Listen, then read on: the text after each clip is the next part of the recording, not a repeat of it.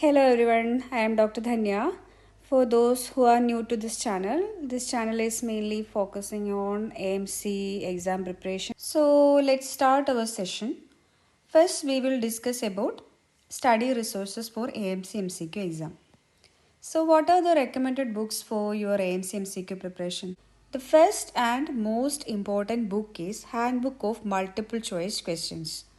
It is recommended by AMC itself, so it is very important for your AMC MCQ preparation. It is also known as Blue Book and Bible for AMC because it is very old book. And the only disadvantage with this book is it is not updated for so long. So you may find that some questions are not correct. So for such questions, you may have to do a research for getting the right answers. And the thing is, the approach given in that book for each questions, that is very important. The questions are divided in system wise in that book, so it is very easy for you people to study in system wise. And there are trial questions also in that book, and I always suggest you to start with this book for your AMC preparation because it will give you an overview or on an overall idea about what type of questions will ask for the AMC MCQ exam. So you should know the approach and understand the approach given in a question and should have kept in mind while figuring out the answers. And you should know what all clinical examination was important related to the same. The exact questions may not come for your exam, but the topics for or the same approach mentioned in that book may repeat. The second book is Anthology of Medical Conditions. This book also important one because it is also recommended by AMC. If you want to know in depth about a topic, you should read this book. And in this book, they are mentioning each clinical presentations in each chapters and the approach to a clinical presentation and its differential diagnosis are explained in detail in each chapters. So if you want to know about in detail, you should read this book. Third one is John Mutha's General Practice. This book is important for emergency medicine, adult health and child health, and it includes actually the diagnostic strategies and diagnostic triads, and there is one companion handbook available, so you can buy that book. It is a mini version of the original book, and so you can use that as a handy pocket reference, and you can read the important topics from the book, and this help in quick learning, and it also include flowcharts and mini mental state examinations and eye chart, BMI chart, etc. So for a busy doctor, it is very helpful one for your preparation.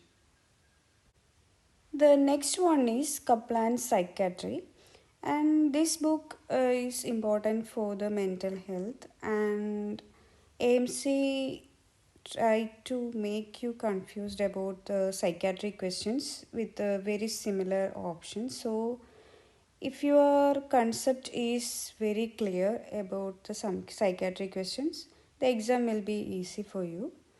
And a lot of topics are there, so it is a good book for the concept making. Next one is Kaplan Pediatrics, and it is important for the child health questions, and you can take emergency medicine section from the John Mutha, as I have already mentioned, and you can buy this book also if you want to read in detail about the subject. You can read this book. For maternal and women's health, the recommended books are Llewellyn Jones' Fundamentals of Obstetrics and Gynecology, and the other book is Beeshe and Mackay Obstetrics and Gynecology. It includes newborn health also. So you can buy these books if you want to learn more in depth about the subject. The next one is Good Medical Practice, and this book includes the topics related to professionalism, ethics, and law. So the questions from these topics can be uh, covered by reading this book. It is not something like you finish one book and then you start other book. That is not the correct approach for an AMC preparation. I must say that if you want to read in detail about a subject, you should read only important topics, and you should read hand in hand and in a smart way. So, if you want to learn in more depth about a subject, you can read or you can buy the last mentioned books. So, next about some recommended guidelines.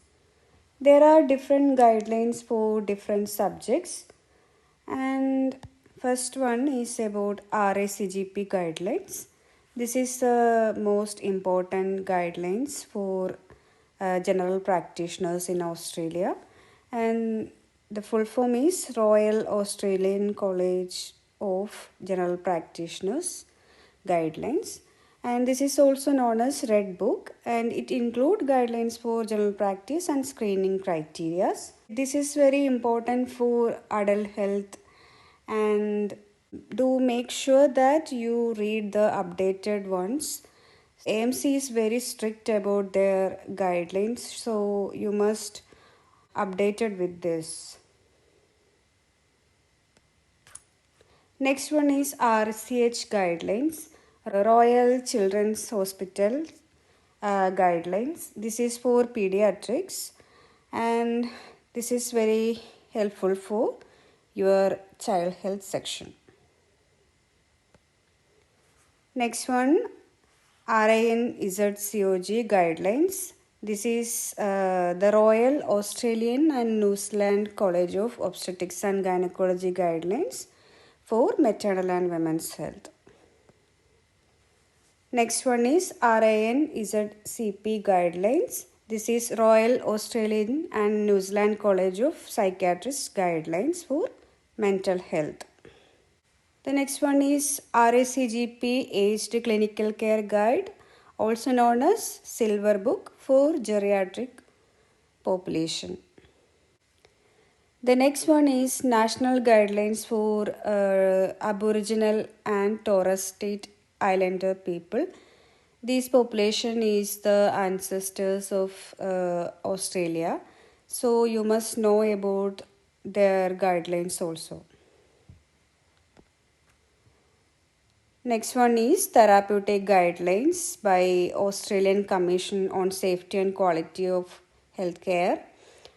And the next one is Australian Immunization Handbook. You must know the immunization schedule and all. So the next resource is online question banks. There are two famous online question bank platforms, amedX and mplexx. You can buy any of them for your MCQ preparation. Now about recalls. Recalls are important because it will give an overall idea about the topics that are coming for the exam repeatedly.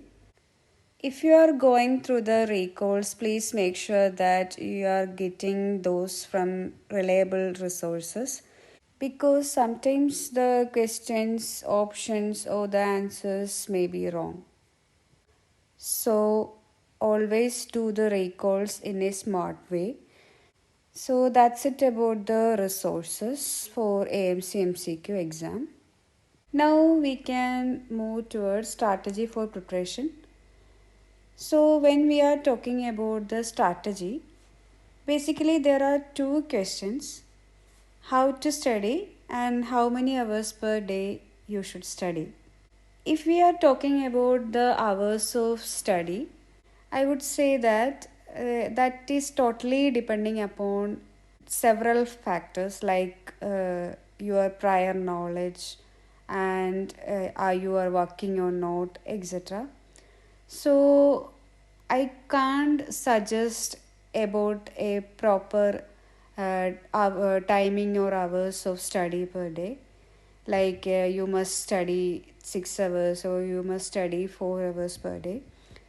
So I can only suggest that you should read every day as much as possible you can, and you should be in a track at least 2 months prior to your exam.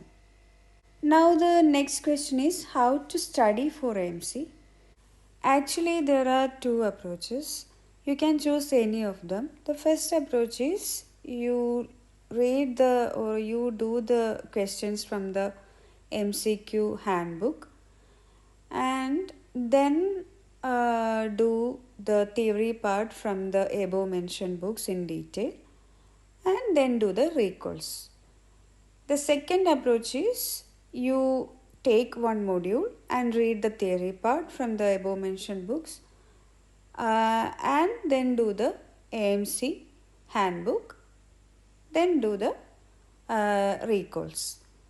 I would always suggest the second approach is better than the first approach, because when we are following the second approach, your concepts will be more clear and you will be able to solve different type of questions asked in the AMC exams. And I can also say one thing, that you should not totally depending upon recalls only, because AMC keep on changing their questions every year.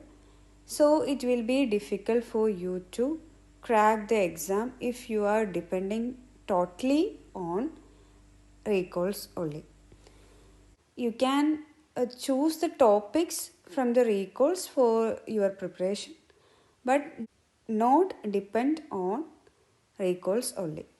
So that's it for today. Keep on learning, don't give up, and all the best for your exams. Thank you for watching.